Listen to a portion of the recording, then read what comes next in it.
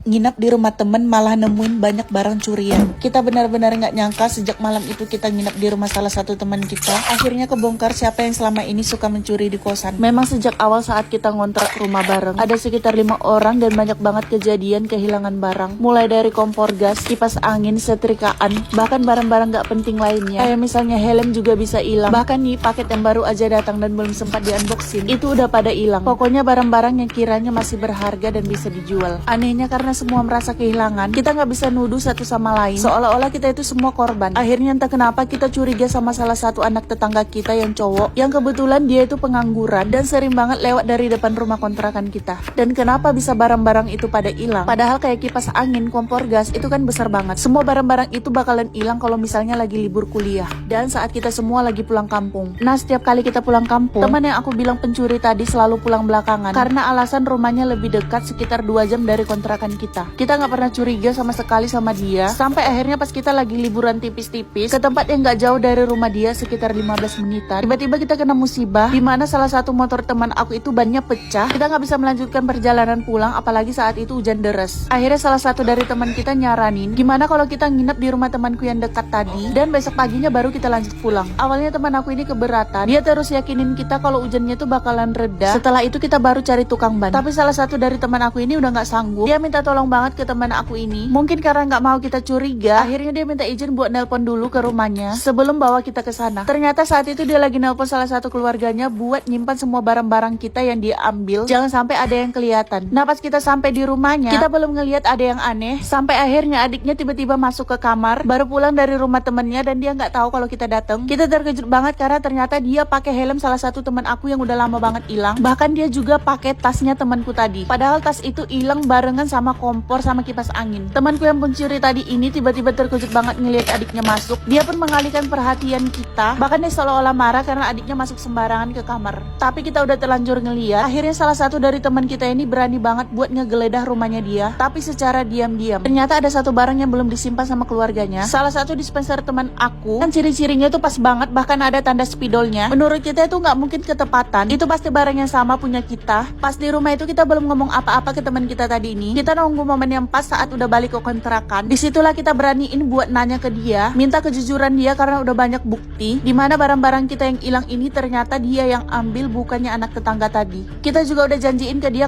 satu orang yang beli sepatu tapi semua orang disuruh ikut bayar. Oke, ini kejadian freak yang pernah aku alami waktu masih ospek dulu. Jadi ada salah satu teman kita yang anak baru juga. Pas hari pertama ospek itu sepatunya bolong. Jadinya dia nggak bisa ikut semua kegiatan karena keadaan sepatunya yang bolong. Akhirnya dia izin keluar buat beli sepatu dan disuruhlah satu orang buat nemani dia. Kebetulan saat itu aku ada di sebelahnya dan kakak pembina langsung nyuruh aku buat nemani dia keluar nyari sepatu. Saat itu kita juga belum banyak ngobrol karena saat itu kita juga baru kenal. Tapi dia kayak ada rasa malu gitu sama aku. Jadi dia sedikit kasih penjelasan ke aku kenapa sepatunya bolong. Dia bilang punya sepatu yang bagus tapi kondisinya semalam lagi basah jadinya dijemur. Dan dengan terpaksa dia jadinya pakai sepatu bolongnya tadi. Oke lah ya, menurutku itu nggak terlalu penting dan nggak perlu dijelasin juga. Sampai akhirnya aku bawalah dia beli sepatu yang di pinggiran. Karena menurut aku untuk dipakai sementara nggak apa-apa lah ya dibeli di situ. Soalnya waktunya udah mepet juga. Tapi dia malah nggak mau beli sepatu di pinggiran kayak gitu. Terus dia ngajak aku ke toko yang lumayan gede. Dan di situ aku mikir, oke lah berarti dia niat banget ganti sepatunya. Dan benar-benar nggak mau pakai sepatu yang di pinggiran tadi. Jadi pas kita udah masuk ke dalam toko, dia langsung nanya harganya. Karena dia juga udah nemuin sepatu yang cocok buat dia. Dan di situ penjualnya langsung bilang kalau harganya itu 27. Di situ dia langsung pick sepatunya dan minta supaya sepatunya langsung dipakai. Semua bandrol di sepatunya udah dicabut dan sepatunya langsung dipakai sama dia saat itu juga. Dan di situ dia ngomong ke aku ternyata sepatunya di sini murah-murah dan bagus banget ya. Bahkan dia bilang dia mau beli 2 pasang. Aku bilang ke dia udahlah 1 aja dulu soalnya kita udah buru-buru banget. Apalagi sebentar lagi kegiatan itu udah pada dimulai. Akhirnya dia beli 1 yang dia pakai tadi dan dia langsung bayar ke kasir. Dia langsung ngeluarin uang 50 ribuan 1 lembar. Dan di situ si kasir malah nungguin, nggak langsung proses pembayarannya. Tapi pas nunggu temen aku belum juga ngeluarin sisa uangnya dari kantong dan malah bengong nunggu si kasir. Si kasir pun bilang kalau uangnya kurang, semuanya 270.000, sementara uangnya dikasih teman aku cuma 50.000. Teman aku pun terkejut dan bilang bukannya harganya 27.000. Si kasir pun membantah dan bilang kalau dari awal harganya 270.000. Teman aku nggak terima karena dari awal karyawannya bilang 27. Lalu si kasir pun bilang ini toko dan nggak mungkin kita jual harga sepatu 27.000, sementara ini sepatunya bagus banget. Aku pun udah tahu kalau harganya dari awal itu 270.000 karena aku juga tahu sama merek sepatunya. Tapi aku ngira teman aku ini tadi tahu harganya dan di situ aku juga terkejut kalau dia mau beli dua sekaligus tanpa nawar. Tapi karena aku baru kenal juga sama teman aku ini dan aku nggak tahu kondisi keuangan dia gimana, jadinya aku mikir kalau dia udah tahu dari awal kalau 27 itu artinya 270.000. Di situ dia langsung mau ngebatalin beli sepatunya karena dia nggak cukup bawa uang. Saat itu kondisinya aku juga nggak bawa uang sama sekali.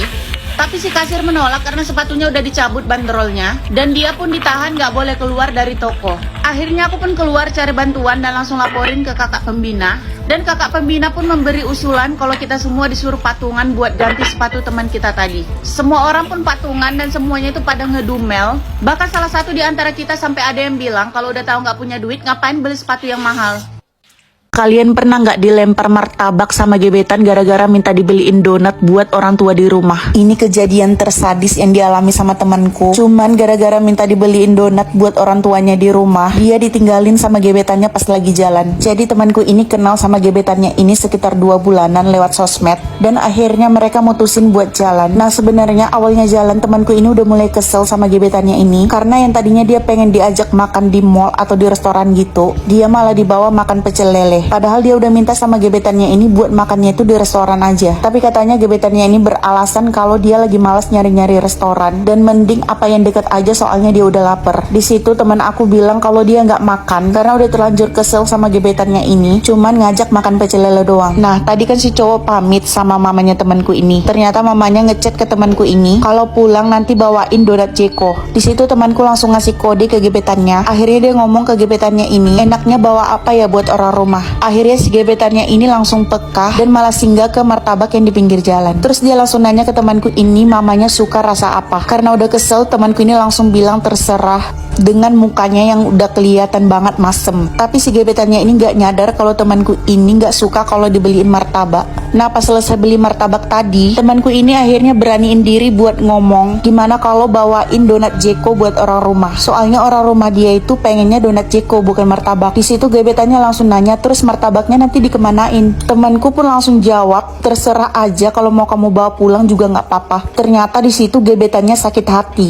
Nah tapi anehnya dia tetap mau bawa temanku ini ke tempat Jekonya tadi. Tapi pas udah sampai dia nggak mau turun dari motor. Temanku ini heran kenapa dia nggak mau ikut masuk karena maksud temanku ini si gebetannya itu yang disuruh bayar. Tapi gebetannya itu beralasan kalau dia capek dan nggak mau masuk ke dalam. Daripada malu akhirnya temanku ini masuk sendiri dan beli donat Jekonya pakai uangnya sendiri. Nah pas keluar dari toko Jekonya itu ternyata si gebetannya ini udah nggak ada, motornya juga nggak ada parkir. Akhirnya temanku ini panik dan nelpon, ternyata nomornya itu udah diblokir. Disitulah temanku baru sadar kalau ternyata si cowoknya ini kesel sama dia cuman gara-gara minta dibeliin Jeko. Akhirnya temanku ini pulang dan dia baru sadar kalau uangnya ternyata pas-pasan. Saat itu dia nggak bawa duit banyak dan uangnya nggak cukup buat ongkos karena tadi udah dibeliin donat Jeko semuanya. Akhirnya dia nelpon aku buat jemput. Ternyata si cowok tadi belum pulang. Dia sembunyi di pertigaan dan pas kita lewat martabaknya tadi langsung dilempar ke temanku tadi. Gila sadis nggak sih menurut kalian? Cuma gara-gara donat doang temanku akhirnya dilempari sama martabak.